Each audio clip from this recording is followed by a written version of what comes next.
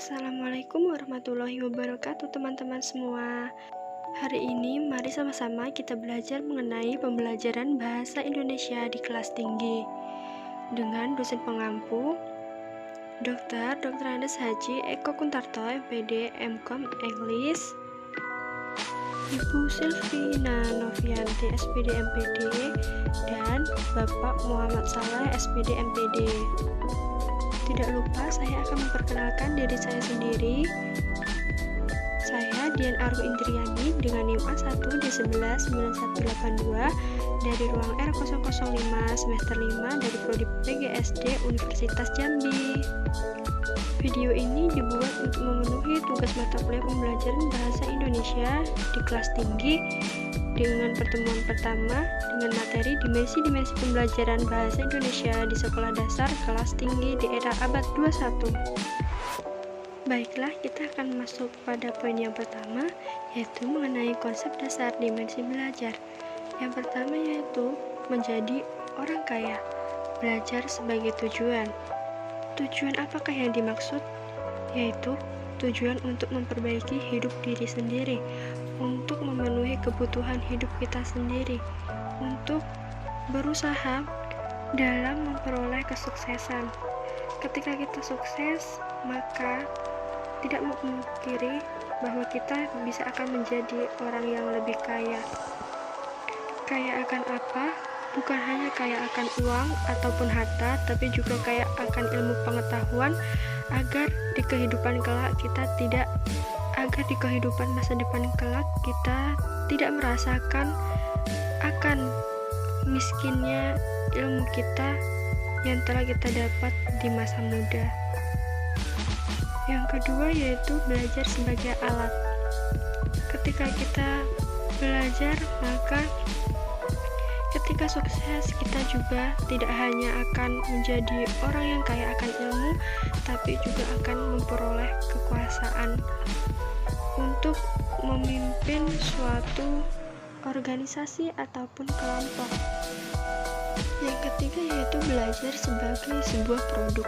Ketika kita belajar dengan usaha yang cukup keras dan juga dengan optimal, maka selanjutnya kita tidak hanya mendapatkan ilmu, tetapi juga mendapatkan produk, yaitu ijazah.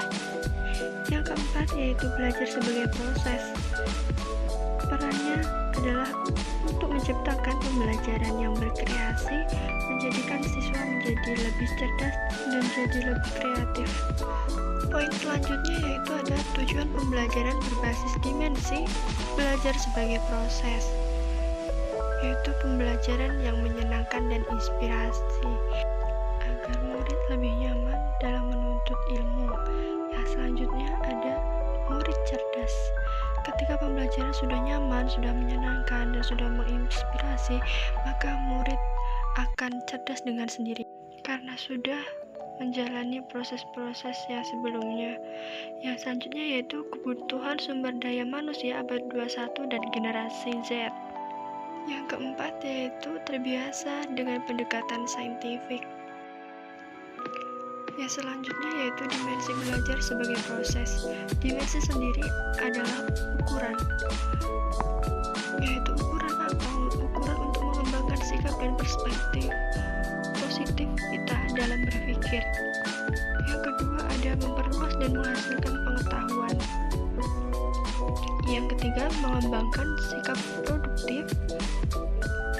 Yang keempat yaitu belajar secara bermakna.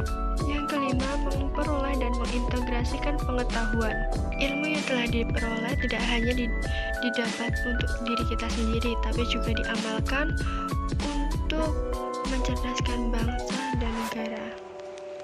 Yang selanjutnya yaitu memperoleh dan mengintegrasikan pengetahuan. Given artinya pengetahuan dan new artinya ilmu baru yang diperoleh. Guru harus memiliki kemampuan dalam mengolah material pembelajaran supaya pembelajaran menjadi lebih menarik, lebih menyenangkan, inspiratif, dan juga memotivasi siswa dalam menuntut ilmu. Yang selanjutnya yaitu mengembangkan sikap dan perspektif positif. Pikiran positif sendiri bisa didapatkan melalui faktor eksternal dan juga pengaruh faktor internal. Yang pertama yaitu iklim akademik atau belajar, di mana kondisi atau suasana belajar yang disampaikan oleh guru untuk mendidik anak murid. Selanjutnya yaitu tugas-tugas yang efektif yang diberikan, apakah sudah menunjang pembelajaran.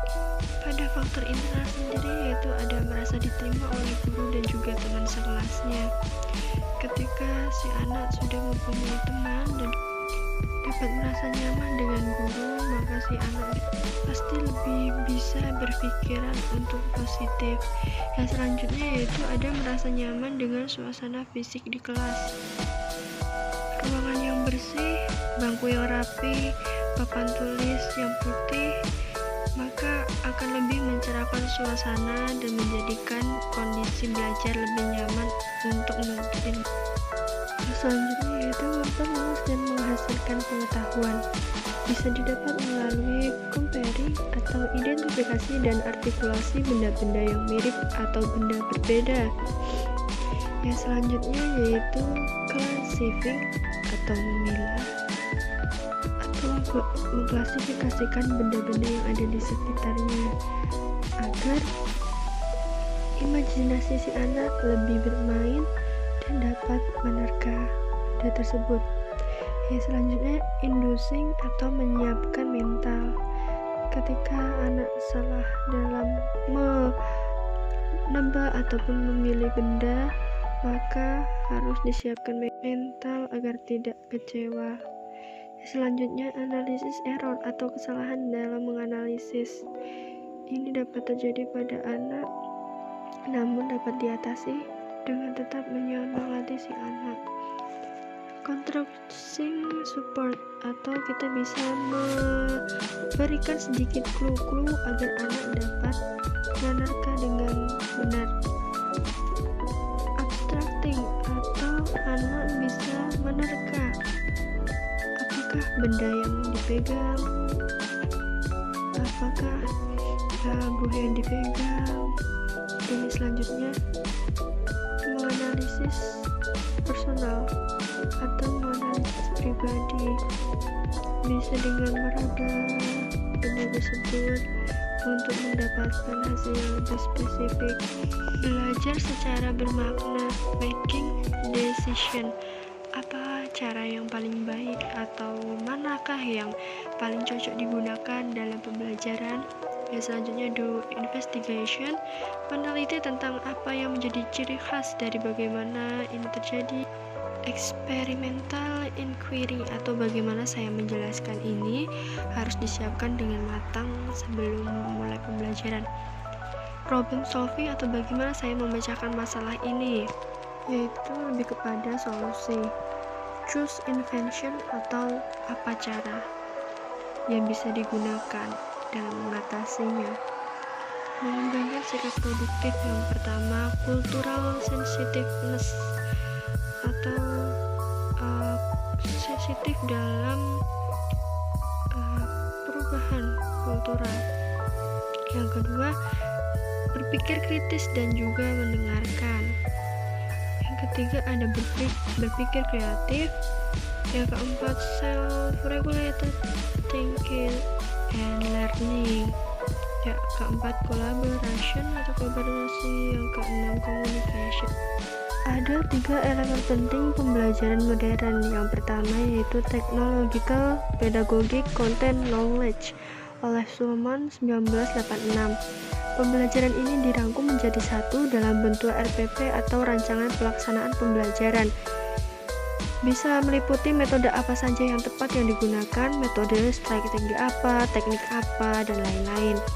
Yang kedua ada HOTS atau High Order Thinking Skill, meliputi C4, C5, dan C6, menyimpulkan, meramu, menilai, ataupun menggabungkan. Yang selanjutnya yaitu kompetensi abad 21, yaitu ada 6 yang sebelumnya tadi.